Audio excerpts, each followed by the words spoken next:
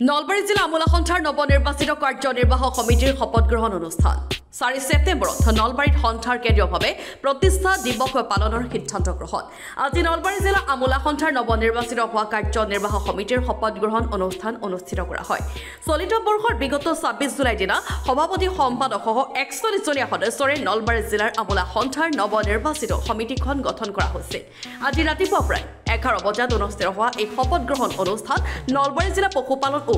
পশু চিকিৎসা বিষয়াৰ কাৰ্যালয়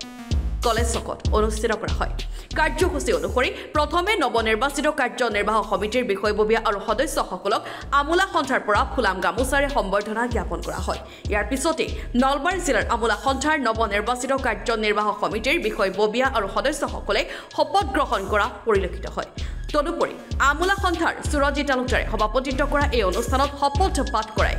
নলবাৰী জিলা আমোলা সন্থাৰ জিলাৰ প্ৰাক্তন সভাপতি হৰিমোহন তহবিলদাৰে সমান্তৰালভাৱে ইয়াৰ পিছতে নলবাৰী জিলাৰ আমোলা সন্থাৰ বিষয়াসকলে আমোলা সন্থাৰ ভূমিকা সন্দৰ্ভত বিভিন্ন ভাষণ প্ৰদান কৰা পৰিলক্ষিত হয় নলবাৰী জিলা আমোলা সন্থাৰ উদ্যোগত অনুষ্ঠিত আজিৰ এই অনুষ্ঠানত সন্থাৰ উপদেষ্টা হেমেন চৌধুৰী মনোৰঞ্জন শৰ্মা ৰঞ্জিত বৰ্মন সতীশ ডেকা সভাপতি সুৰজিত তালুকদাৰ সম্পাদক কৰেণ কলিতা সহ সদস্যসকল উপস্থিত থাকে উল্লেখযোগ্য যে চলিত বৰ্ষৰ আগন্তুক 4 ছেপ্টেম্বৰত নলবাৰী জিলা পুথিভঁৰালত কেন্দ্ৰীয়ভাৱে দিনজোৰা কাৰ্যসূচীৰে আমোলা সন্থাৰ প্ৰতিষ্ঠা দিৱস আৰু নৱনিৰ্বাচিত সমিতিৰ শপত গ্ৰহণ অনুষ্ঠান অনুষ্ঠিত কৰা হ'ব বুলি সংস্থাৰ বিষয়ববীয়াসকলে জানিবলৈ দিছে আৰু আমাৰ নলবাৰী জিলা আমোলা সন্থাৰ সমূহ কাৰ্যকৰ্তাসকল আমাৰ 2025 চনৰ 26 জুলাই তাৰিখে নলবাৰী জিলা আমোলা সন্থাৰ নতুনকৈ গঠন হয় আৰু নতুন গঠন হোৱা এই কাৰ্যনিৰ্বাহক কমিটিখনে আজি 9/8/2025 তাৰিখে আমি শপত গ্ৰহণ অনুষ্ঠানটো আমি অনুষ্ঠিত কৰিছোঁ আমি 2025 26 জুলাই তাৰিখে যদিও কমিটিখন গঠন হৈছে তথাতয়াকৈ আমি আমাৰ কেন্দ্ৰীয় কাৰ্যনিৰ্বাহক অধিৱেশনত যাব লগা হোৱা 3 তাৰিখে আমি সমূহ নলবাৰী জিলাৰ যিখিনি কাৰ্যকাৰী সমিতিৰ সদস্য সভাপতি সম্পাদক প্ৰমুখে কৰি উপদেষ্টা মণ্ডলী তাতে আমি অংশগ্ৰহণ কৰিছোঁ আৰু সেই মৰ্মে আমি আজিৰ দিনটোক আমি শপত গ্ৰহণ অনুষ্ঠান হিচাপে আমি দিনটো আমি ধাৰ্য কৰিছিলোঁ তাত আমাৰ সকলো সদস্যবৃন্দ আহিছে তাৰ কাৰণে আমাৰ মই সন্থাৰ সকলো সদস্যকে ধন্যবাদ জ্ঞাপন কৰিছোঁ এতিয়া আমাৰ আমোলা সন্থাৰ যিটো গঠন বা যিটো আমাৰ প্ৰক্ৰিয়া এটোটা আমাৰ 1828 চনৰ 4 ছেপ্টেম্বৰ তাৰিখে আমাৰ সেই যিখিনি আমাৰ জ্ঞানী গুণী আমোলাসকল আছিল তেখেতসকলৰ নেতৃত্বত প্ৰতিষ্ঠিত হৈছিল পৰৱৰ্তী সময়ত বিভিন্ন স্বনামধন্য আমাৰ আমোলাই এই আমোলা সন্থাক এটা সুন্দৰ পৰিৱেশৰ মাজত আগুৱাই লৈ আহিছে তাৰ পৰৱৰ্তী সময়ত আমাৰ নতুন প্ৰজন্মই এই দায়িত্বখিনি আগবঢ়াই নিয়াৰ বাবে দায়িত্বভাৰ গ্ৰহণ কৰিছে আমাৰ আমোলা সন্থাৰ বা আমোলাসকলৰ বিভিন্ন সমস্যা বিভিন্ন অসুবিধা 8 পে কমিশ্যনত আহিবলগীয়া আমাৰ বিভিন্ন ধৰণৰ প্ৰত্যাহ্বান এই সকলোবিলাক আমি মোকাবিলা কৰাৰ কাৰণে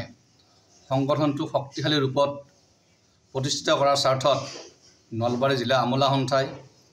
অহা সময়খিনিত আমি জোৰদাৰ কাৰ্যসূচীৰে সকলো আমোলাক আমি একত্ৰিত কৰি আমাৰ কোনো এজন আমোলাই যাতে প্ৰাপ্য অধিকাৰৰ পৰা বঞ্চিত নহয়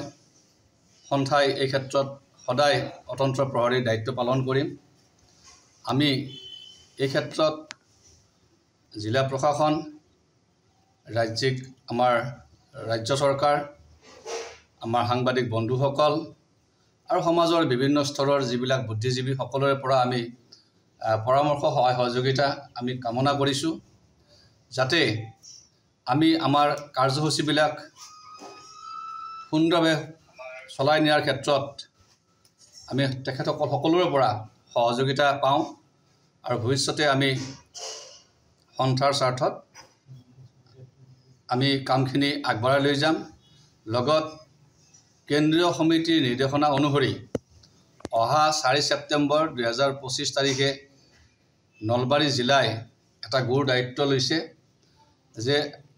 সদৌ অসম আমোলা সন্থাৰ প্ৰতিষ্ঠা দিৱস 4 ছেপ্টেম্বৰটো আমাৰ নলবাৰী জিলাৰ জিলা পুথিভঁৰালত আমি উলহ মালহেৰে অনুষ্ঠিত কৰিম আৰু লগত তেখেতসকলৰ নতুনকৈ নৱগঠিত যিখন সমিতি হৈছে তেখেতসকলে সেই সমিতিখন ইয়াত শপত গ্ৰহণ কৰিব, লগতে এখন স্থায়ী সভা অনুষ্ঠিত কৰিব। গতিকে আমি বিচাৰিম নলবাৰীৰ সমূহ ৰাইজৰ আমি সহযোগিতা বিচাৰিম। আজি জিলাৰ দায়িত্ব যিখিনি জিলাৰ আমোলাই মোক যিটো দায়িত্ব দিছে তেখেতসকলকো মই আহ্বান জনাম যে মই তেখেতসকলৰ যিখিনি সমস্যা এই সমস্যাখিনি কেন্দ্ৰীয় সমিতিৰ লগত আলোচনা কৰি যাতে চৰকাৰৰ তাত মই ঠেলি দিব পাৰোঁ এইখিনিত সহায় সহযোগ কৰিবলৈ মই আহ্বান জনাম। আৰু আগন্তুক আমাৰ যিটো 4 ছেপ্টেম্বৰত কেন্দ্ৰীয়ভাৱে পাতিবলগীয়া প্ৰতিষ্ঠা দিৱস আমি জিলা পুথিভঁৰালত আয়োজন কৰিছোঁ বিশালভাৱে দিনজোৰা কাৰ্যসূচীৰে শপত গ্ৰহণ অনুষ্ঠান হ'ব। তাত আপোনাৰ সংবাদ মাধ্যমৰ কৰ্মীৰ লগতে আমি সকলোকে উপস্থিত থকাৰ বাবে অনুৰোধ জনাই। Bureau' report, N24 Assam.